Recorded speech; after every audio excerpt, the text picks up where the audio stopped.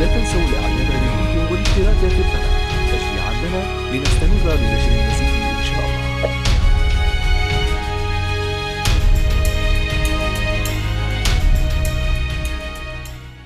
The irony here, of course, is that Israel has been supporting Hamas. Our neighboring state, Qatar, has been sending money to Gaza, and it was Israeli banks that was allowing that money to get to Hamas, without anybody accounting for that, where that money is going and who's going to receive it, etc., etc. So if you all are looking for someone to blame for what happened in Gaza, I think we can equally say that Israel is to blame for that. And particularly Mr. Netanyahu, in his arrogance and in his blindness to the reality, he thought that he was outsmarting everybody. So, alas, he's been proven wrong, and he's had his comeuppance. I just hope that the Israeli public will not put him back in office, or will not choose someone even more awful than he is if there is an election in Israel. And we still have to see and wait if there is going to be an election in Israel. These are, I think, the points that I would like to address in my answer to the various questions. Thank you very much. American presidents since Jimmy Carter have understood this full well, and this is why we have pushed very hard for two-state solution. Indeed, many American Jews and many Israelis have pushed for a two-state solution because they think that that is the only way you're going to get peace between the two sides. But what's happened here is that in recent years, the Israelis have lost all interest in a two-state solution. And it's in large part because the political center of gravity in Israel has steadily moved to the right. And the Israelis here are the key players, more so than the Palestinians, because it's the Israelis who control Greater Israel. It's the Israelis who you have to convince. Now, I want to be clear here. You also ultimately have to get around the fact that Hamas, right, is not committed to a two-state solution. Just to take the Netanyahu government or any Israeli government that maintains the occupation, what you want is you want a Palestinian population that submits to Israeli domination of Greater Israel. You don't want resistance. You don't want an intifada. You don't want what happened on October 7th. In fact, I think one of the principal reasons that the Israelis are pounding Gaza and killing huge numbers of civilians, punishing the civilian population in ways that clearly violate the laws of war, is because they want the Palestinians to understand that they are not allowed to rise up and resist the occupation. That's their goal. So I think the Israelis would prefer that the Palestinians roll over and accept submission. الأنباء العالمية البي بي سي عددنا 12 عامل في منطقة الضفة الغربية نعلن رسميا استقالتنا من تقديم البث لوكالة الأنباء البريطانية الممثلة في البي بي سي نتيجة لعدم عرض التقارير التي نقوم ببثها ونقل الواقع الفلسطيني سواء كان في الضفة الغربية أو حتى في قطاع غزة ولتبنيها للفكرة الصهيونية. فبناء عليه تم تقديم الاستقالة بشكل رسمي إلى هذه المحطة وهم يقومون بالضغط علينا للتفاوض من أجل التراجع عن هذه الخطوة ولكن قررنا نحن طاقم الصحفي العامل في الضفة الغربية بتقديم الاستقالة الجماعية. Israel became the center of American Jewish identity and practice. People talk about Israel as American Jewish civil religion. What is our civil religion? It is Israel. And when we say Israel, it's not Israel, the state, it is the idea of Israel. It is engagement with, embracing of, falling in love with the idea of Israel. There is a growing number, growing voices among American Jews who are saying, this is all wrong. Story after story of Jews saying, I didn't know about the occupation. I'd never heard that word, and I'd been to Israel. I'd spent time there. They had no idea. I think that we are at an incredible moment where more and more people are conscious and aware of the oppressive tendencies and trend of the State of Israel.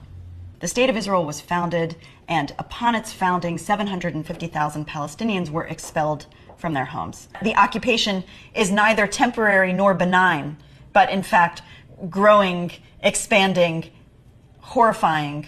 And to their credit, these young Jews are saying, I'm going to listen.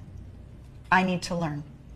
I need to understand. So they go to the Jewish federations. They go to their day schools and they say, you did not tell me the truth.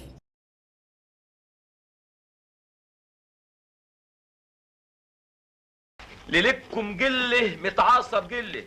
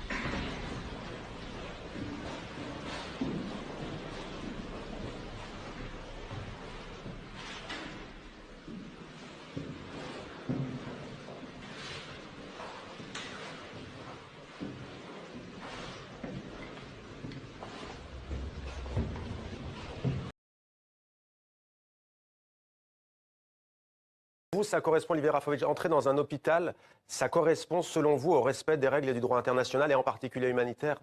Un hôpital doit-il être utilisé comme base militaire? La réponse est non, évidemment. Évidemment que non. Il n'y a aucune stratégie militaire qui fait que vous puissiez faire sortir, par exemple, si ces combattants s'y trouvent avant d'entrer dans l'hôpital? C'est impossible. Écoutez, vous connaissez le Hamas, vous avez vu ce qu'ils ont fait. Ils ont massacré des enfants, éventré des femmes, brûlé des gens, brûlé des maisons. Vous croyez quoi? Qu'ils se comportent selon le droit international? Qu'ils se comportent selon la justice, selon le respect du droit humain? Donc vous avez affaire ici. Oui. Donc vous comportez comme le Hamas, c'est ce que vous nous dites ce soir? Là, vous comportez maintenant non pas comme un journaliste, mais comme quelqu'un qui prend une position politique. Non, Olivier Rafovitch, vous venez de dire le Hamas, comment s'est-il comporté? Je vous demande si vous calquez sur eux. Non. Monsieur, je vous demande un peu de respect, s'il vous plaît. Ce que vous me dites là, c'est une attaque à l'État d'Israël et à Tsahal. Alors reprenez votre propos pour qu'on le comprenne. Non, reprenez-vous votre propos pour que je comprenne. Merci beaucoup, Olivier Rafovitch, d'avoir été avec nous en direct ce soir sur TV5 Monde. Merci à vous.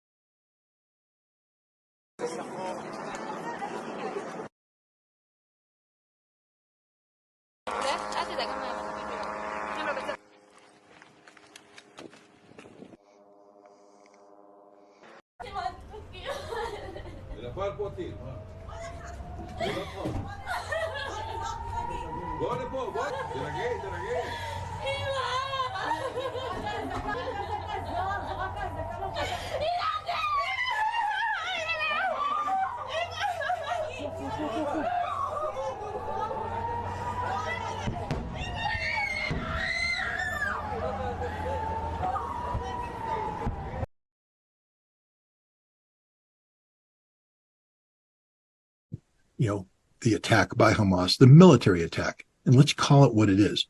It was the most professionally executed large-scale raid carried out by a light infantry force in modern history. Now, the Israelis will say it's an act of terrorism. No, it was a military assault against legitimate military targets. What about the 1,400 dead? Well, most of them were soldiers. And of the civilians, estimated 80% of those civilians were killed by the Israelis themselves. We now know that the Apache helicopters fired indiscriminately against the people trying to flee for their lives from the crossfire that had ensued between Hamas fighters and Israeli security forces, that the Apache helicopters couldn't differentiate between them, so they killed everybody. We now know that the Israeli police forces, their special forces hostage rescue team, Yaman, when recapturing Berry, was in communications with hostages who said, we're in this building, they're ready to surrender, and they made the option to fire in with tank runs and kill everybody anyways, that the majority of the people who died the majority of the civilians who died that day were killed by Apache helicopters, Merkava tanks, or Israeli Defense Force, panicked Israeli Defense Force. This was a military assault carried out by Hamas to achieve political objectives.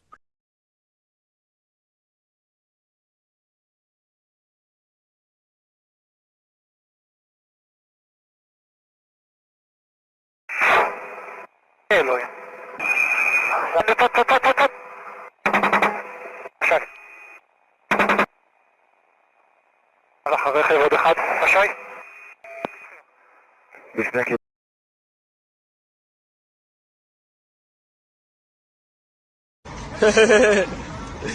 والله هزئنا بالاحتلال.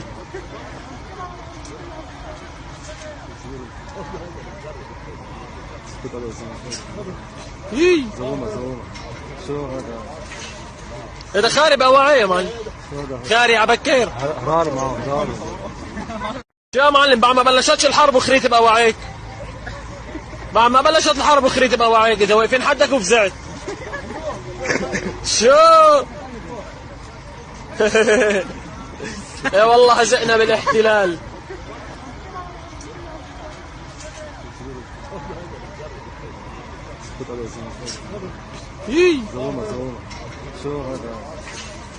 هذا خارب أواعيه مان، خاري عبكير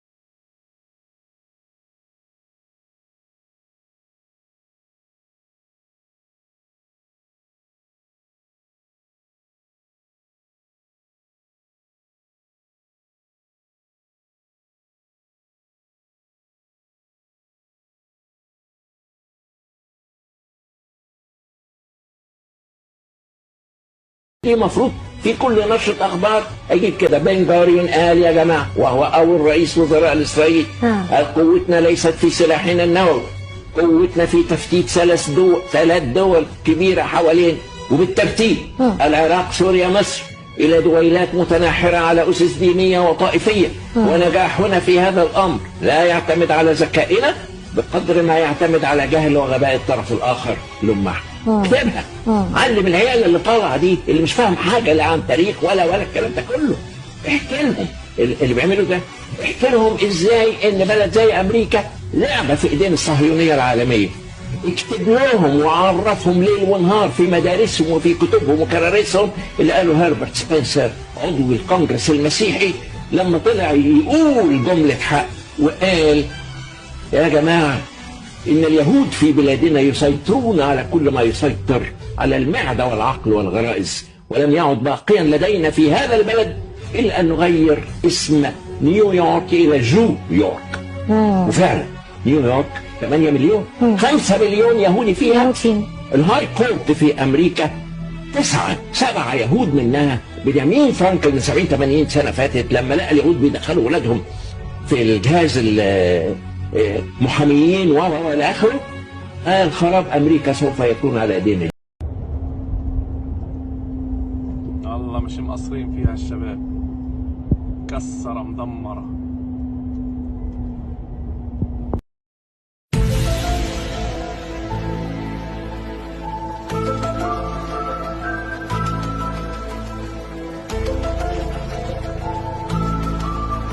السلام عليكم.